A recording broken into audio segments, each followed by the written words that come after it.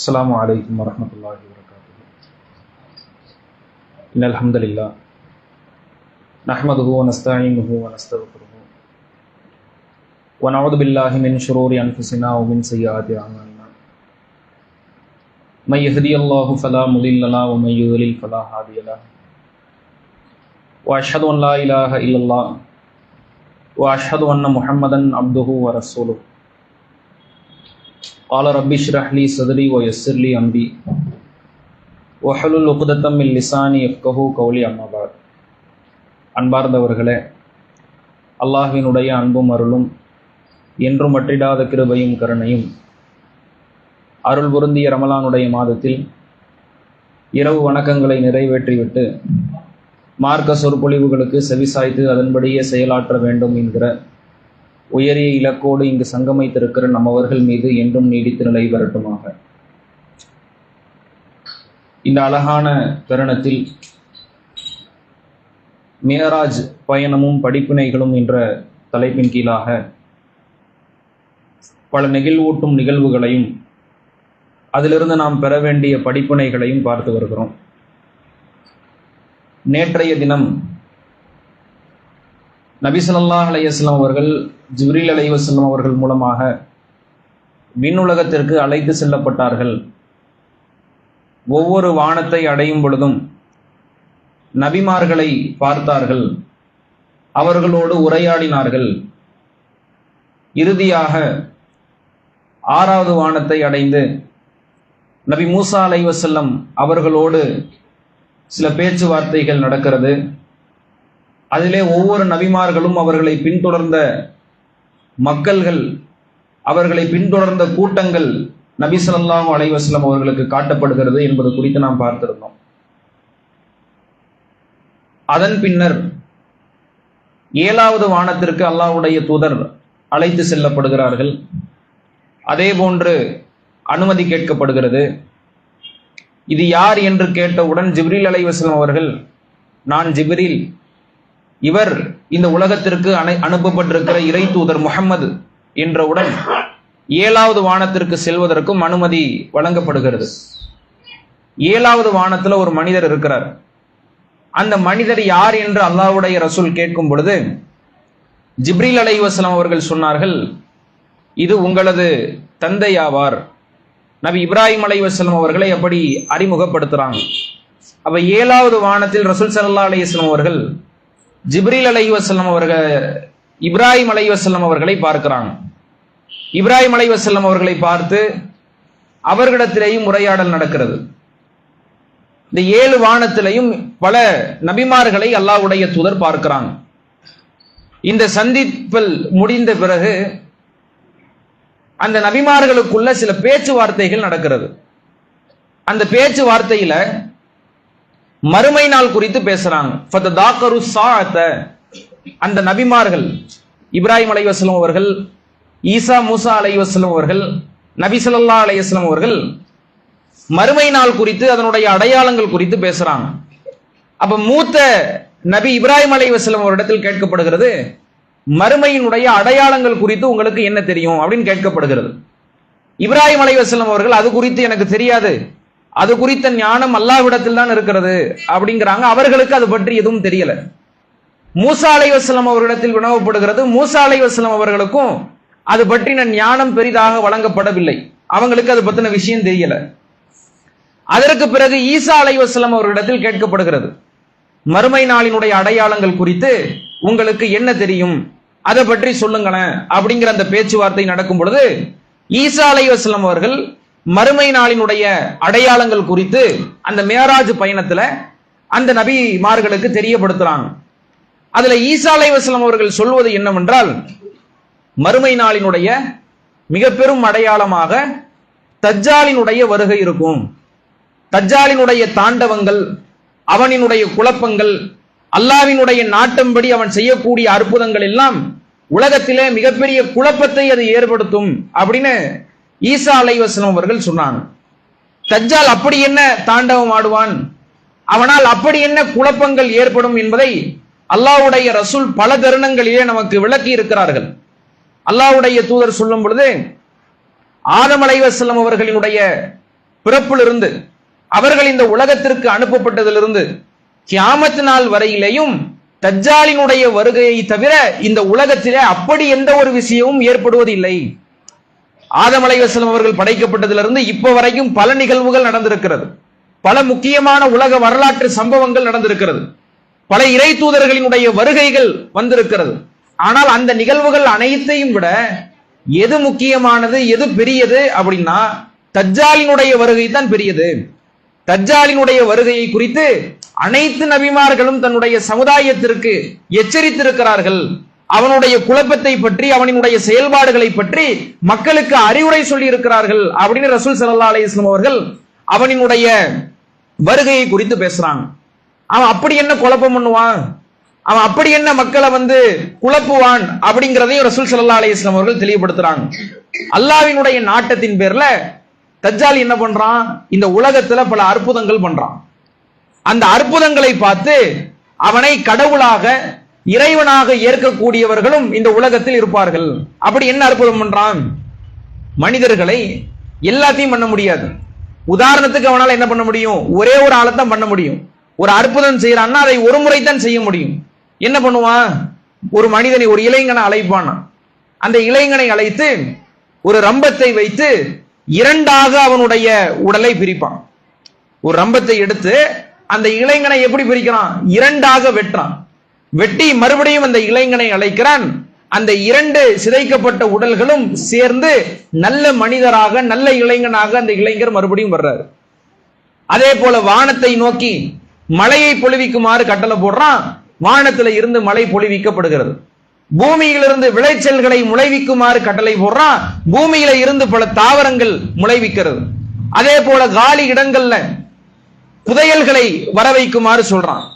தேனீக்கள் கூட்டம் போல அந்த புதையல்கள் அந்த காலி இடங்கள்ல இருந்து வருகிறது. இப்படி பல அற்புதங்களை அல்லாஹ்வினுடைய நாட்டத்தின்படி செய்கிறான்.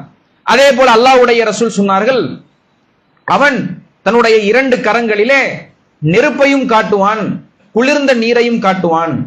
மக்கள் அதை தவறுதலாக எப்படி தேர்ந்தெடுத்து விடுவார்கள் என்றால் குளிர்ந்த நீரை தேர்ந்தெடுத்து விடுவார்கள்.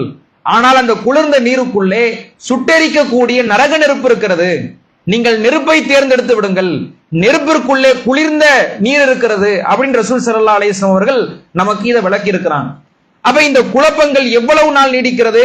ரசூல் ஸல்லல்லாஹு அலைஹி வஸல்லம் அவர்கள் சொன்னார்கள், அவன் இந்த உலகத்துல 40 நாள் இருப்பான். பெரிய காலமெல்லாம், பெரிய சாம்ராஜ்யத்தை எல்லாம் அவனால கட்டி எழுப்ப முடியாது. இந்த உலகத்திலே அவன் வெறும் 40 நாட்கள் மட்டும்தான் இருப்பான். அந்த 40 நாட்கள்ல ஒரே ஒரு நாள் என்பது ஒரு வருடத்திற்கு இணையானது, இரண்டாவது நாள் ஒரு மாதத்திற்கு இணையானது, மூன்றாவது நாள் ஒரு வாரத்திற்கு இணையானது, நான்காவது நாள் மற்ற ஏனைய நாள்களை போல ஒவ்வொரு நாட்களாக அந்த நாட்கள் கணக்கிடப்படும் அப்படின்னு ரசூல் ஸல்லல்லாஹு அலைஹி வஸல்லம் அவர்கள் விளக்குறாங்க. அப்ப ஈசா அலைஹிஸ்ஸலாம் அவர்கள் தஜ்ஜாலினுடைய வருகையை குறித்து சொல்லிவிட்டு அடுத்து சொன்னார்கள், தஜ்ஜாலை நான் கொள்வேன். தஜ்ஜாலினுடைய தாண்டவம் எப்ப இறுதி கட்டத்தை அடையும் என்றால் ஈசா அலைஹிஸ்ஸலாம் அவர்களுடைய வருகைக்கு பிறகுதான் அடையும். ஈசா அலைஹிஸ்ஸலாம் அவர்கள் வருவார்கள். ஈசா அலைஹிஸ்ஸலாம் அவர்கள் தோன்றி தஜ்ஜாலை கொலை செய்வார்கள். அப்ப தஜ்ஜாலினுடைய கொலைக்கு பிறகு, அந்த குழப்பத்திற்கு பிறகு எல்லா மக்களும் அவர்களுடைய நாடுகளுக்கு திரும்பி விடுவார்கள். அதற்கு பிறகு ஈசா அலைஹிஸ்ஸலாம் அவர்கள் மேராஜ் பயணத்துல சொன்னாங்க, தஜ்ஜாலினுடைய குழப்பம் நீங்கியதற்கு பிறகு யாஜூஜ் மாஜூஜ் தோன்றுவார்கள். யாஜூஜ் மாஜூஜ் யாரு? துல்கர்னைன் அலைஹிஸ்ஸலாம் அவர்களால பல குழப்பங்களின் காரணமாக, அந்த சமுதாய மக்களினுடைய கோரிக்கையின் காரணமாக யாஜூஜ் மாஜூஜ் அவர்கள், அந்த கூட்டம், அந்த சமுதாயம், அவங்களும் மனிதர்கள் தான். அவங்க வேற பிறவி ஒன்றும் கிடையாது, அவர்களும் மனிதர்கள் தான். அவங்க என்ன செய்யப்படுறாங்க? 2 மலைகளுக்கு மத்தியில அடைக்கப்படுகிறார்கள். இந்த மலையில இருந்து அவர்கள் எப்போது வெளிவருவார்கள்? கியாமத்தினாலினுடைய அடையாளமாக அல்லாஹ்வினுடைய நாட்டத்தின்படி அவர்கள் வெளியேறுவார்கள். அவர்களினுடைய குழப்பங்கள், தஜ்ஜாலினுடைய குழப்பத்துக்கு பிறகு யாஜூஜ் மாஜூஜுடைய குழப்பம் மிக கொடிய வகையில இருக்கும். ஒவ்வொரு நதியை அவர்கள் கடந்து செல்லும் பொழுது அந்த நதியை அழித்து விடுவார்கள். அந்த நதியிலே உள்ள நீர்களை பருகி விடுவார்கள். அந்த நீரே காலியா போயிடும், நதியே இல்லாமல் போயிடும். அவை இந்த குழப்பங்கள் யாஜூஜ் மாஜூஜால என்ன செய்யப்படும்? கட்டவிழ்க்கப்படும். அப்ப நம்ம என்ன கேட்போம்? ஈசா அலைஹிஸ்ஸலாம் அவர்கள் வந்துருவாங்கல்ல, ஈசா அலைஹிஸ்ஸலாம் ஒரு இடத்துல கேட்போம், நபியே எங்களுக்காக அல்லாஹ்விடத்துல பிரார்த்தனை பண்ணுங்க, ஈசா அலைஹிஸ்ஸலாம் அவர்கள் யாஜூஜ் மாஜூஜுடைய அழிவுக்காக பிரார்த்தனை பண்றாங்க, அல்லாஹ்விடத்துல துஆ கேட்கிறாங்க. அவர்களினுடைய பிரார்த்தனைக்கு பிறகு யாஜூஜ் மாஜூஜ் அழிக்கப்படுகிறார்கள். அழிக்கப்பட்ட உடனே அந்த அழிவு எப்படி இருக்குன்னா, உலகம் முழுவதும், உலகத்துல ஒரு இடம் பாக்கி இல்லை, அந்த அனைத்து இடங்களும் அவர்களினுடைய சடலங்கள், அவர்களினுடைய துர்நாற்றங்கள் ஏற்பட்டிருக்கிறது. அவ்வளவு கடுமையான எண்ணிக்கையில் அவர்கள் வருகிறார்கள்.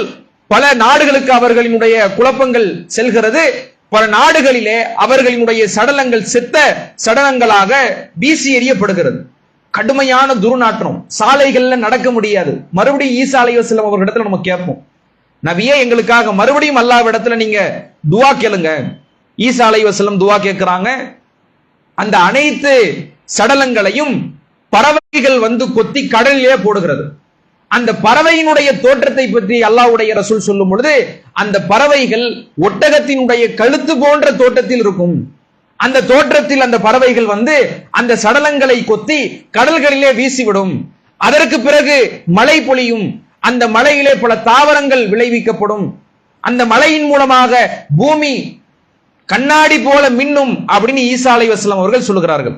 இதற்கு பிறகு மறுமை நாள் ஏற்படும். அந்த மறுமை நாள் எப்படி ஏற்படும் ஈசா அலைஹிஸ்ஸலாம் அவர்கள் சொல்லுகிறார்கள் என்றால், ஒரு கர்ப்பிணி, அந்த கர்ப்பிணி நிறைமாத கர்ப்பிணி, அவளுக்கு எப்ப வலி வரும்னு தெரியாது, எப்ப பிரசவம் ஆகும்னு தெரியாது, திடீர் திப்புன்னு வரும். அவங்களுக்கும் தெரியாது, அவருடைய கணவருக்கும் தெரியாது, குடும்பத்தார்களுக்கும் தெரியாது. ஒரு கர்ப்பிணிக்கு எப்படி அந்த பிரசவ வலி திடீரென்று வருகிறதோ அதுபோல மறுமை நாள் ஏற்படும் என்று ஈசா அலைஹிஸ்ஸலாம் அவர்கள் மியராஜ் பயணத்துல இந்த மறுமையினுடைய அடையாளங்கள் குறித்து நபிமார்கள் இடத்துல தெரியப்படுத்துறாங்க.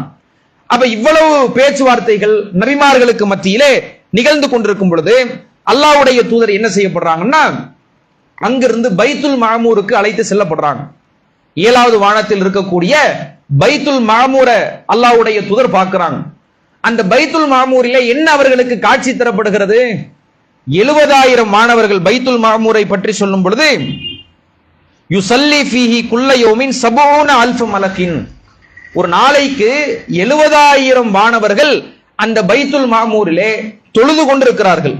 இதா ஹரஜு லம் யஊது இலைஹி ஆகிர், அவர்கள் அந்த பள்ளியை விட்டு ஒரு நாள் தொழுதுட்டு வெளியேறிட்டாங்கன்னா மறுபடியும் அந்த பள்ளிவாசலுக்கு வந்து என்ன செய்ய மாட்டாங்க, தொழுக மாட்டாங்க. அப்ப எவ்வளவு மாணவர்கள் இருக்கிறாங்கிறத பார்க்கணும். ஒன் டைம் ப்ராசஸ் தான். அவர்களினுடைய வணக்கம் என்ன, அந்த பள்ளியில ஒரு வாட்டி தொழுதுட்டு ஒரு நாள் முழுவதும் தொழுது விட்டு அவர்கள் வெளியேறிவிட்டால் அடுத்த நாள் வேறு புதிய 70,000 மாணவர்கள் வருவாங்க. அவர்கள் வந்து அந்த பள்ளியில தொழுகுவாங்க. அப்ப ஒன் டைம் ப்ராசஸ் ஆக அந்த மாணவர்கள் தொழக்கூடிய காட்சியை 7வது வானத்துல அல்லாஹ்வுடைய ரசூலுக்கு காட்டப்படுகிறது. இப்ப இந்த மாணவர்கள் ஏன் நம்ம இத்தனை மாணவர்கள், ஒரு நாளைக்கு 70,000 மாணவர்கள் அப்படின்னா அவ எவ்வளவு லட்சம் எவ்வளவு கோடி மாணவர்கள் இருப்பாங்க. இந்த இத்தனை கோடி மாணவர்கள் எதற்கு, அவர்கள் என்னென்ன பணி செய்கிறார்கள் அப்படிங்கிற கேள்விகள் நமக்கு எழுகிறது. மாணவர்களினுடைய பணிகள் குறித்து நாம பார்த்தோம்னா, அவர்களுக்கு அல்லாஹ் பிறப்பித்திருக்கிற கட்டளைகள் குறித்து பார்த்தோம்னா, இவ்வளவு மாணவர்கள் ஏன் அப்படிங்கிறத நம்ம புரிஞ்சுக்கலாம். இப்ப இந்த உலகத்துல பாத்துக்கங்களேன், இந்த உலகத்துல எவ்வளவு மக்கள் இருக்கும்? இன்னைக்கு இப்ப கரண்ட்ல இருக்கிறது 800 கோடி மக்கள் இருக்கும். இதற்கு முன்பாக பல பேர் உலகத்துல வாழ்ந்திருப்பாங்க. இதுக்கு பிறகு இது உலகத்துல வாழ இருப்பாங்க. இந்த அனைத்து மக்களினுடைய கருவிலையும் ஒரு வானவர் என்ன செய்வார், தனித்தனி வானவர் போய் அந்த அந்த மனிதர் அவருடைய விதியை எழுதுவார். இவர் நரகத்திற்குரியவரா, இவர் சொர்க்கத்திற்குரியவரா, இந்த உலகத்தில் அவருடைய செயல்பாடுகள் எப்படி இருக்கும், அவருடைய நன்மை தீமைகள் எப்படி இருக்கும் அப்படிங்கிற விதியை எழுதுவார். அப்ப எவ்வளவு கோடி வானவர்கள் தேவைப்படுறாங்கன்னு பாருங்க. விதியை எழுதுறதுக்கு, ஒவ்வொரு மனுஷனுக்கும் விதியை எழுதுறதுக்கு ஒரு வானவர், அந்த மனிதனினுடைய நன்மை தீமைகளை கணக்கிடுவதற்கு 2 வானவர். ஒவ்வொரு மனுஷனுடைய நன்மை தீமையை கணக்கிடுறதுக்கு ஒவ்வொரு மனிதருக்கு 2 வானவர் நியமிக்கப்பட்டிருக்கிறார்கள். அந்த மனிதர்களினுடைய உயிர்களை கைப்பற்றுவதற்கு வானவர்கள் நியமிக்கப்பட்டிருக்கிறார்கள். அதே போல அந்த மனிதனினுடைய உயிர் கைப்பற்றப்பட்டு கபறுகளிலே அடக்கம் செய்யப்படும் பொழுது கபறு விசாரணைக்கு வானவர்கள் நியமிக்கப்பட்டிருக்கிறார்கள். அப்போ எத்தனை கோடி மனிதர்கள், அத்தனை கோடி மனிதர்களுக்கும் அந்த வானவர்கள், பல வானவர்கள் என்ன செய்யப்பட்டிருக்கிறாங்க, நியமிக்கப்பட்டிருக்கிறார்கள்.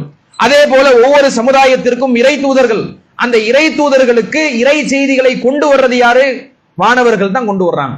அப்ப இவ்வளவு பணிகளுக்கும் இவ்வளவு கோடிக்கணக்கான வானவர்கள் என்ன செய்யப்பட்டிருக்கிறாங்கன்னா அல்லாஹ்வால நியமனம் பண்ணப்பட்டிருக்கிறாங்க. இப்ப இப்ப இந்த வானவர்களினுடைய படைப்பு குறித்த சில புரிதல்களை நாம விளங்கிக் கொள்ளணும். இப்ப வானவர்களை அல்லாஹ்வுடைய தூதர் பார்த்து விட்டதுனால வானவர்கள் எத்தகையவர்கள், அவர்களினுடைய படைப்பு எப்படி, அவர்களினுடைய தோற்றங்கள் எப்படி அப்படிங்கிறத எல்லாம் பார்க்கணும். ஜிப்ரீல் அலைஹிஸ்ஸலாம் அவர்களினுடைய தோற்றம் குறித்து சொல்லப்படுகிறது 600 ரெக்கைகள் அவர்களுக்கு இருக்கும். ஜிப்ரீல் அலைஹிஸ்ஸலாம் அவர்களை நேரில் பார்க்கும் பொழுது அல்லாஹ்வுடைய ரசூல் அந்த வானத்தையே மறைக்கக்கூடிய அளவிற்கு 600 ரெக்கைகள் கொண்ட பிரம்மாண்டமான தோற்றத்துல ஜிப்ரீல் அலைஹிஸ்ஸலாம் அவர்கள் காட்சி அளிக்கிறாங்க. அதே போல அரிசை சுமக்கக்கூடிய வானவர்கள் குறித்து அவர்களினுடைய தோற்றம் குறித்து அல்லாஹ்வுடைய ரசூல் விளக்கும் பொழுது அந்த அரிசை சுமக்கக்கூடிய வானவர்கள் அவர்களினுடைய தோல் புஜத்திற்கும் காது சோனைகளுக்கும் மத்தியில உள்ள இடைவெளி, ஒருவர் வாகனத்தில் பயணிக்கிறார், குதிரை ஒட்டகம் போன்ற வாகனங்களில் பயணிக்கிறார். அப்படி பயணிக்கக்கூடியவர் 700 ஆண்டுகள் பயணித்தால்தான் அந்த எல்லையை அடைய முடியும்.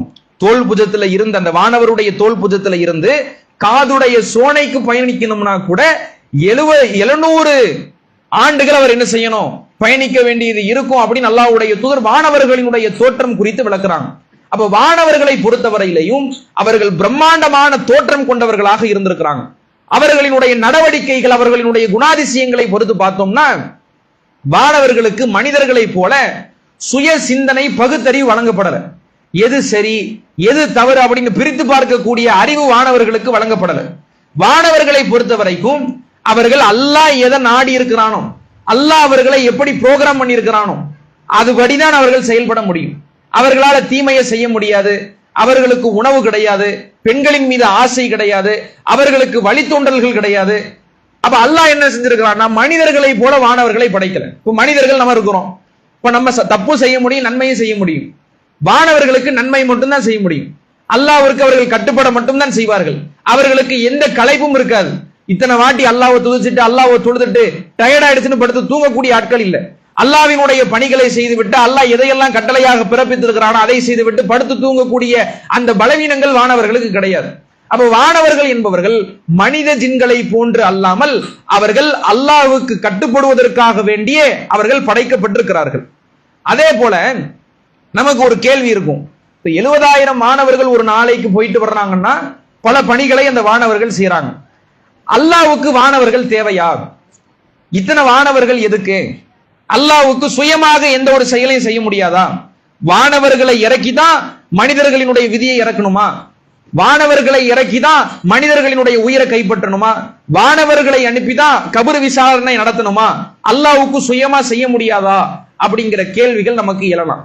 அல்லாஹ் தஆலாவை பொறுத்த வரைக்கும் இன்னல்லாஹ யஃபஅலு மா யுரிது, அல்லாஹ் எப்படிப்பட்டவன் தெரியுமா? தான் நாடியதை செய்வான். அவனை யாரை எதிர்த்து என்ன செய்ய முடியாது, இதை நீ ஏன் இப்படி பண்றன்னு கேள்வி கேட்க முடியாது. இத்தனை ஆயிரம் மாணவர்களை, இத்தனை கோடிக்கணக்கான வானவர்களை இவ்வளவு பிரம்மாண்டமான தோற்றத்துல படைக்க தெரிஞ்ச அல்லாஹ்வுக்கு இந்த வானவர்கள் இல்லாம அந்த செயலை செய்ய முடியாதா? இவ்வளவு பிரம்மாண்டமான படைப்பு அல்லாஹ் படைச்சிட்டான். இப்படி அழகான படைப்பை படைக்க தெரிஞ்ச அல்லாஹ்வுக்கு இந்த வானவர்கள் இல்லாம இந்த காரியங்களை செய்யறதுக்கு இலகுவானதுதான். ஆனா அல்லாஹ் ரப்பல் ஆலமீன் என்ன செய்யறான், தன்னுடைய ஆளுமையை, தன்னுடைய ஆதிக்க தன்மையை வெளிப்படுத்துறான். இப்ப இன்னைக்கு நம்ம வீட்டுல வேலை செய்யக்கூடிய ஆட்கள் இருப்பாங்க, பாத்திரம் கழுவுவாங்க, வீடு கூட்டி பெருக்குவாங்க, நம்முடைய வேலைகளை எல்லாம் செய்வாங்க. நமக்கு கார் இருந்தா கார்ல ஒரு டிரைவர் இருப்பாரு. இந்த காரியத்தை எல்லாம் நம்மளால செய்ய முடியாதுங்கிறதுக்காக அவர்களை வச்சில்ல. நம்மளால பாத்திரம் கழுவ முடியாதா? நம்மளால கார் ஓட்ட முடியாதா? நம்மளால வீடு கூட்டி பெருக்க முடியாதுன்னா முடியும். இருந்தாலும் நாம என்ன செஞ்சிருக்கிறோம், நமக்கு பல வேலையாட்களை வச்சிருக்கிறோம். அது மாதிரி இந்த வேலையாட்கள் எல்லாம் இல்லாமல், இந்த வானவர்கள் எல்லாம் இல்லாமல் அல்லாஹ்விற்கு அனைத்து காரியங்களையும் செய்வதற்கு ஆற்றல் இருந்தாலும் கூட தன்னுடைய ஆற்றலை, தன்னுடைய அதிகாரத்தை வெளிப்படுத்தக்கூடிய முகமாக அல்லாஹ் ரப்பல் ஆலமீன் வானவர்களை படைத்திருக்கிறான். இப்படி நம்ம கேள்வி கேட்டோம்னா எல்லாத்தையும் கேட்கலாம். 6 நாட்கள்ல வானம் பூமி படைக்கப்பட்டுச்சு, ஏன் 6 நாட்கள்ல தான் படைக்க முடியுமா? ஏன் அல்லாஹ்வுக்கு ஒரு நாள்ல படைக்கிறதுக்கு சக்தி இருக்காதா? சரி, ஒரு நாள்ல படைச்சிட்டான், ஒரு நாள்ல படைச்சாலும் என்ன செய்வாங்க? ஏன் அல்லாஹ்வுக்கு அரை நாள்ல படைக்க முடியாதா? ஒரு நாள் 1 மணி நேரத்துல படைக்க முடியாதா? ஒரு நிமிஷத்துல படைக்க முடியாதா? பல கேள்விகள் வந்துகிட்டே இருக்கும். அப்ப அல்லாஹ் இன்னல்லாஹ யஃபஅலு மா யுரித், அல்லாஹ் எனக்கு தனக்கு என்ன விருப்பமோ அதை செய்வான். அதுல இருந்து நம்ம என்ன செய்ய முடியாது, கேள்விகள் கேட்க முடியாது. அப்ப இந்த வானவர்கள் குறித்து, அந்த வானவர்களினுடைய வணக்கம் குறித்து, அந்த பள்ளிவாசல்கள் குறித்து அல்லாஹ்வுடைய தூதருக்கு அந்த மியராஜ் பயணத்திலே காட்டப்படுகிறது. அடுத்து பாத்தீங்கன்னா அல்லாஹ்வுடைய ரசூல் சும்ம ருஃபியத் லி சித்ரத்துல் முன்தஹா, சித்ரத்துல் முன்தஹாவுக்கு அல்லாஹ்வுடைய தூதர் அழைத்து செல்லப்படுறாங்க. இது குறித்து நாம ஒரு நல்ல புரிதலை ஏற்படுத்தி கொள்ள வேண்டும். இந்த சிதறத்துல் முன்தஹானா என்ன? சிதறத்துல் முன்தஹா என்பது இலந்தை மரம். சிதறத்துல் முன்தஹாங்கிற அந்த சிதறத்து அப்படின்னா என்னது? இலந்தை மரம். அந்த மரத்தினுடைய வேர் பகுதி இருக்கு பாருங்க, 6வது வானத்துல இருந்து துவக்கப்படுகிறது. 6வது வானத்தில் ஆரம்பிச்சு அதனுடைய இலைகள் கிளைகள் 7வது வானம் வரையிலேயும் வருடி கொண்டிருக்கிறது. நபி ஸல்லல்லாஹு அலைஹி வஸல்லம் அவர்கள் கடைசியாக இதுவரைக்கும் தான் அழைத்து செல்லப்பட்டாங்க. 7வது வானத்துக்கு அழைத்து செல்லப்படுறாங்க. கடைசியாக அல்லாஹ்வுடைய தூதர் அந்த எல்லை எது வரைக்கும் தான் அடைஞ்சாங்க? சிதறத்துல் முன்தஹா என்கிற இலந்தை மரம் வரைக்கும் தான் நடந்தாங்க. அங்க அடைஞ்சதுக்கு பிறகு அதுதான் எல்லை. அதுக்கு பிறகு அல்லாஹ்வினுடைய அலுவலகம், அல்லாஹ்வினுடைய அரிசி, அல்லாஹ்வினுடைய அலுவலகம் இருக்கிறது. அந்த இறுதி எல்லையை அடையும் பொழுது அல்லாஹ்வுடைய ரசூல் என்ன பண்ணாங்கன்னா, வானவர்களினுடைய எழுதுகோலின் சப்தத்தை செவியேற்கிறாங்க. வானவர்கள் அந்த எல்லை முடியுது, சிதறத்துல் முன்தஹாவுக்கு மேல வானவர்கள் எழுதுகோள்களை கொண்டு எழுதி கொண்டிருக்கிறார்கள். அல்லாஹ்வினுடைய கட்டளைகளை எழுதலாம், அல்லாஹ்வினுடைய வஹி செய்திகளை எழுதலாம், மனிதர்களினுடைய விதியை எழுதலாம், எது வேணாலும் எழுதலாம். அந்த எழுதுகோள்களினுடைய சப்தத்தை அல்லாஹ்வினுடைய தூதர் அந்த சிதறத்துல் முன்தஹாவில இருந்து என்ன பண்ணாங்க? செவியேற்றாங்க. அப்ப இந்த சிதறத்துல் முன்தஹா என்பது கடைசியாக அந்த 7வது வானத்தினுடைய கடைசி பகுதியாக அமைக்கப்பட்டிருக்கிறது. அது வரைக்கும் ரசூல் ஸல்லல்லாஹு அலைஹி வஸல்லம் அவர்கள் என்ன செஞ்சாங்க? அழைத்து செல்லப்பட்டார்கள். அதே போல இந்த சிதறத்துல் முன்தஹா குறித்து பல செய்திகளை அல்லாஹ்வுடைய தூதர் விளக்கும் பொழுது, பூமியில இருந்து எந்த செய்தி அல்லாஹ்விடத்துல செல்லப்பட்டாலும் அது அந்த சிதறத்துல் முன்தஹா வரைக்கும் தான் செல்லும். அங்க இருக்கக்கூடிய வானவர்கள் என்ன பண்ணுவாங்க? அங்க இருந்து அந்த செய்திகளை பெற்றுக்கொள்வார்கள். இப்போ உதாரணத்துக்கு ஒருத்தருடைய அமல் மேலே செல்கிறது. இப்போ நம்ம அமல் செய்யறோம், அந்த அமல் அல்லாஹ்விடத்துல எடுத்து காட்டப்படும். நாம துஆ செய்யறோம், அந்த துஆ அல்லாஹ்விடத்துல செல்லப்படும். நாம செய்யக்கூடிய இபாதத்துகள், வணக்கங்கள், செயல்பாடுகள், நன்மைகள், தீமைகள் எல்லாமே என்ன செய்யப்படுது? அல்லாஹ்விடத்தில் அழைத்து செல்லப்படுகிறது. அல்லாஹ்விடத்துல எது வரைக்கும் தான் அழைத்து செல்லப்படும்? அந்த சிதறத்துல் முன்தஹா என்கிற இலந்தை மரம் வரைக்கும் தான் அழைத்து செல்லப்படும். அதுக்கு பிறகு அங்க இருக்கக்கூடிய வானவர்கள் என்ன செஞ்சிருவாங்க? அந்த செய்திகளை கைப்பற்றி அல்லாஹ்விடத்துல கொடுப்பாங்க. அதே போல அல்லாஹ் இருக்கிறான், அவனுடைய கட்டளைகள், அவனுடைய இறை செய்திகள், அவனுடைய அறிவுரைகள், அந்த செய்திகளை பெற்றுக்கொண்டு வானவர்கள் என்ன பண்ணுவாங்கன்னா சிதறத்துல் முன்தஹாவுக்கு வருவாங்க. அங்க இருக்கக்கூடிய வானவர்கள் அதை இந்த உலகத்துக்கு கொண்டு வருவாங்க. அப்ப இந்த உலகத்துல இருந்து ஏதாவது ஒன்று அல்லாஹ்வுக்கு செல்ல வேண்டும் என்றாலும் அந்த சிதறத்துல் முன்தஹா, உதாரணத்துக்கு ஒரு செக் போஸ்ட் மாதிரி வச்சுக்கோங்களேன், அந்த சிதறத்துல் முன்தஹாங்கிற அந்த இடத்துக்கு போய் தரப்படுகிறது. அதற்கு பிறகு வானவர்களால் கைப்பற்றப்பட்டு அல்லாஹ்விடத்தில் ஒப்படைக்கப்படுகிறது. அல்லாஹ்விடத்துல இருந்து ஏதாவது ஒரு செய்தி வரணும்னாலும் அந்த செய்தி என்ன செய்யப்படுகிறது? சிதறத்துல் முன்தஹா கிட்ட ஒப்படைக்கப்படுகிறது. அதற்கு பிறகு அது கைப்பற்றப்பட்டு உலக மக்களுக்கு மத்தியில அல்லது மற்ற ஜின்களுக்கு மத்தியில அது என்ன செய்யப்படுகிறது? தரப்படுகிறது. அப்ப இது சிதறத்துல் முன்தஹா குறித்த சில தகவல்கள் நமக்கு சொல்லப்பட்டிருக்கிறது. அதே போல இந்த சிதறத்துல் முன்தஹா அப்படிங்கிற அந்த மரம் இருக்கு பாருங்க, இலந்தை மரம், அதனுடைய தோற்றம் குறித்து, அதனுடைய பிரம்மாண்டம் குறித்து அல்லாஹ்வுடைய தூதர் சொன்னார்கள், கிலாலுல் ஹிஜ்ர், அந்த சிதறத்துல் முன்தஹா அப்படிங்கிற அந்த மரம் இருக்குதே, அந்த மரத்தினுடைய கனிகள், அந்த மரத்தினுடைய பழங்கள் எப்படி இருக்கும்னா, ஹஜ்ர் பகுதியினுடைய, ஹஜ்ர் அப்படிங்கிறது மதீனாவுக்கு பக்கத்தில் இருக்கக்கூடிய ஒரு பகுதி. அது ஷரஹ் சொல்லும் பொழுது எப்படி சொல்றாங்கன்னா, கரியத்துன் கரீபத்துன் மினல் மதீனத்தில் முனவ்வரா, மதீனா முனவ்வராவுக்கு பக்கத்துல உள்ள ஹஜ்ர் அப்படிங்கிற அந்த பகுதி. அந்த பகுதியில நிறைய கூஜாக்கள் செய்வாங்க. கூஜாக்கள்னா என்ன? இப்ப தண்ணி குடம் இருக்கு பாருங்க, இந்த குடத்தை என்ன செய்வாங்கன்னா களிமண்ல செய்வாங்க. அது நல்ல குடம் அளவுக்கு நல்ல பெருசா இருக்கும். அந்த கனிகள் அந்த இலந்தை மரத்தினுடைய கனிகள் ஹிஜ்ர் பகுதியிலே செய்யப்படுகிற கூஜாக்களை போல இருக்கிறது. அந்த இலந்தை மரத்தினுடைய இலைகள் இருக்கிறது, அதை குறித்து அல்லாஹ்வுடைய ரசூல் சொன்னார்கள், அது யானைகளினுடைய ஆதானுல் ஃபுயூல், யானையினுடைய காதுகளை போல இருக்கிறது. அப்ப 6வது வானத்தில் அதனுடைய வேர்பகுதி தொடங்கி 7வது வானம் வரைக்கும் அது எப்படி காட்சி தருகிறது பாக்குறாங்க. தூரத்துல இருந்து அல்லாஹ்வுடைய ரசூல் பாக்குறாங்க. அந்த கூஜா அளவுக்குனா கூஜா அளவுக்கே இருக்குன்னு இருக்காது, அதை விட பிரம்மாண்டமானதாக இருக்கும். அல்லாஹ்வுடைய ரசூல் விளக்குவதற்காக அதனுடைய தோற்றத்தை, கூஜா அளவுக்கு நம்ம இன்னைக்கு ஏதாவது ஒரு பழத்தை பார்க்கிறோமா? கூஜா அளவுக்கு அவ்வளவு பெரிதாக இன்னைக்கு எந்த பழமும் கிடையாது. பலாப்பழம் இருக்கிறது, அதை விட பெரிதாக அந்த இலந்தை மரத்தினுடைய பழத்தை, அந்த கனியை அல்லாஹ்வுடைய ரசூல் வளர்க்கிறாங்க. அதே போல அந்த இலந்தை மரத்தினுடைய இலைகளை குறித்து, கிளைகளை குறித்து அல்லாஹ்வுடைய தூதர் வர்ணிக்கும் பொழுது, யானையினுடைய காதுகள், யானையினுடைய காது எவ்வளவு பெருசா இருக்கு, அதை விட பெரிதாக அந்த இலந்தை மரத்தினுடைய இலைகள் இருக்கும் அப்படின்னு ரசூல் ஸல்லல்லாஹு அலைஹி வஸல்லம் அவர்கள் பார்க்கறாங்க. அது அவ்வளவு மெய்சிலிருந்து பார்க்கிறாங்க. அல்லாஹ் ரப்பல் ஆலமீன் சொல்லும் பொழுது, இது யக்ஷ சிதரத்தமா யக்ஷா மா ஜாகல் பஸரு வமா தகான், அந்த இலந்தை மரத்தை மூடக்கூடிய தங்க விரிப்புகள் மூடும் பொழுது இந்த இறை தூதர் அதை கண்ணிமைக்காமல் பார்த்தார். மெய்சிலிருந்து அல்லாஹ்வுடைய தூதர் பார்க்கிறாங்க. 7வது வானம், வானங்கிறதே எவ்வளவு பிரம்மாண்டமானது, அந்த பிரம்மாண்டமான வானத்துக்குள்ள பிரம்மாண்டமான மரத்தை அல்லாஹ்வுடைய தூதர் பார்க்கிறாங்க. அந்த மரம்ங்கிறது அவ்வளவு பிரம்மாண்டமானதாக, அவ்வளவு அழகாக காட்சி தருகிறது. காட்சி தந்து கொண்டிருக்கும் பொழுது தங்க விரிப்புனால என்ன செய்யப்படுகிறது, அந்த மரம் மூடப்படுகிறது.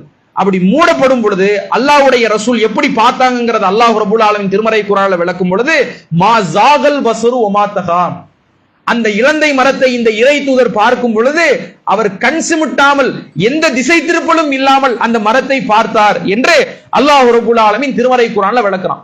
அப்ப இந்த மரம் என்பது எவ்வளவு சிறப்புக்குரியது அப்படிங்கறத நாம விளங்கி கொடுக்கிறோம்.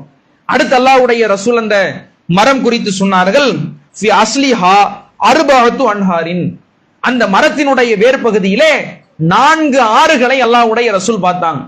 அந்த 4 ஆறுகள்ல நஹரானி பாத்தினானி ஒ நஹரானி லாஹிரானி, 2 நதிகள் அந்த சித்ரத்துல் முன்தஹாவுக்கு உட்பகுதியில இருக்கு. 2 நதிகள் எங்க இருக்குன்னா சித்ரத்துல் முன்தஹாவுக்கு வெளிப்பகுதியில இருக்கு.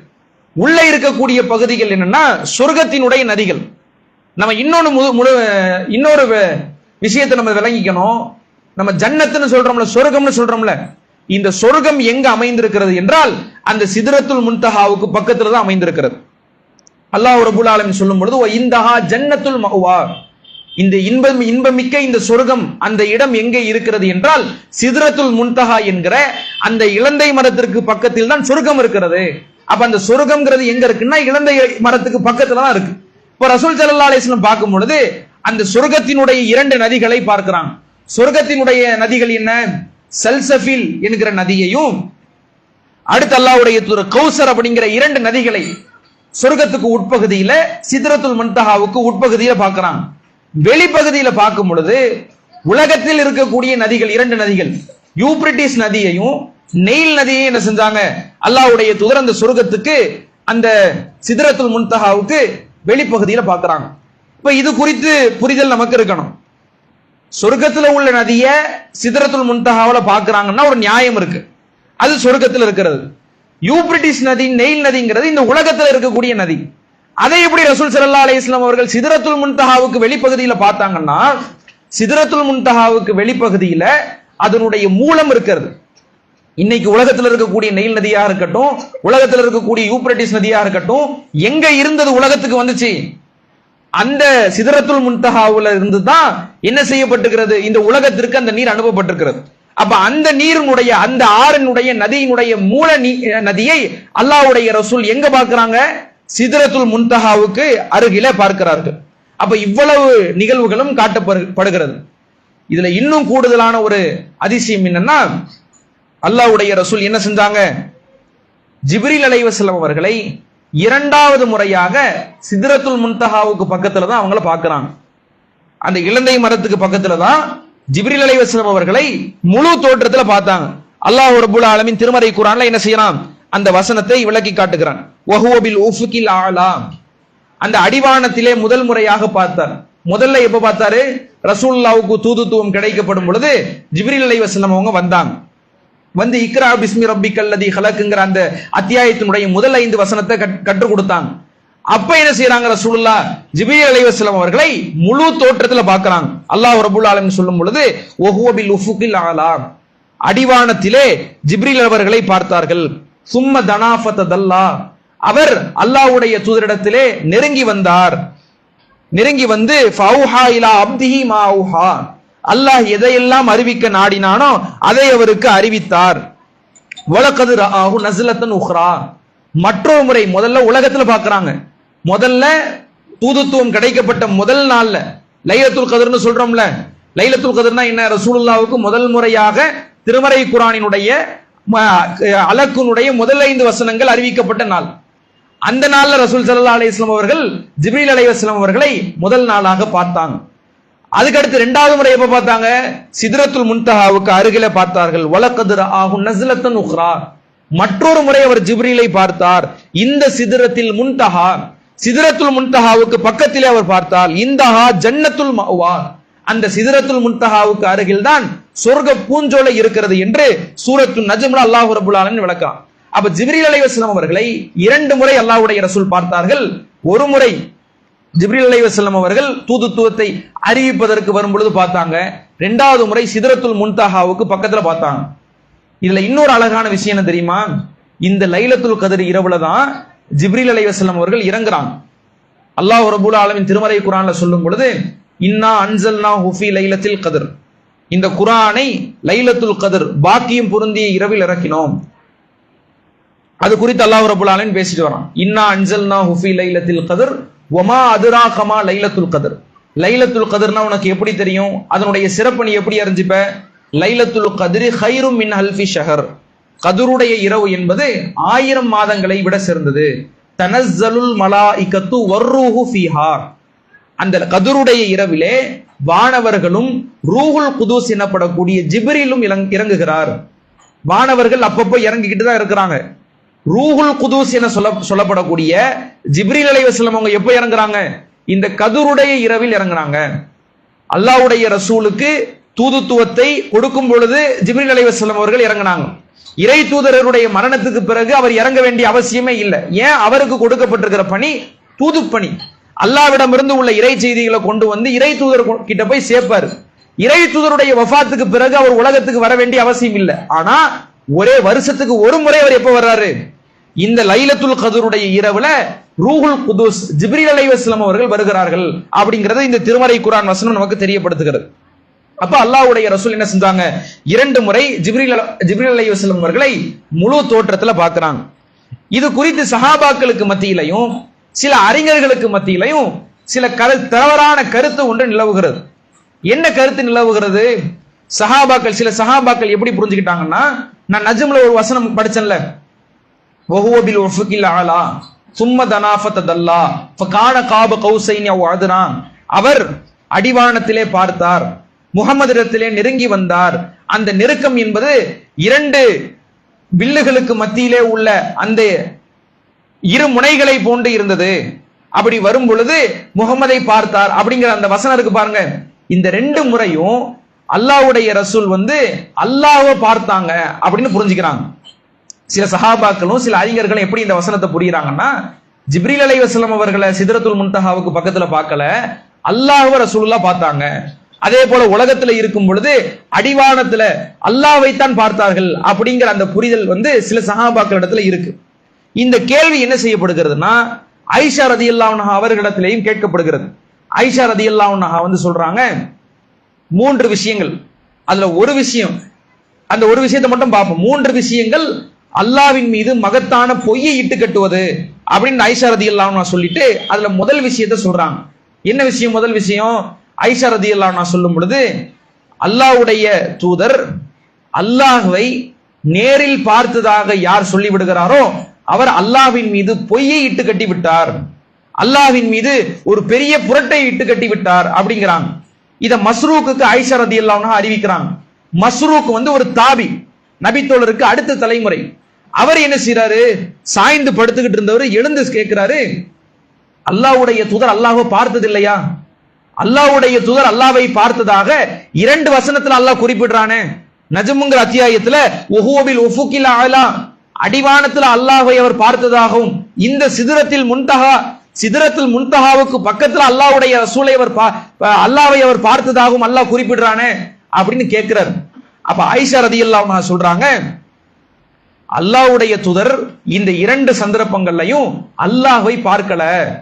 இந்த உம்மத்துல இது பற்றி கேள்வி கேட்ட முதலாவது பெண் யாருதான்? நான் தான்.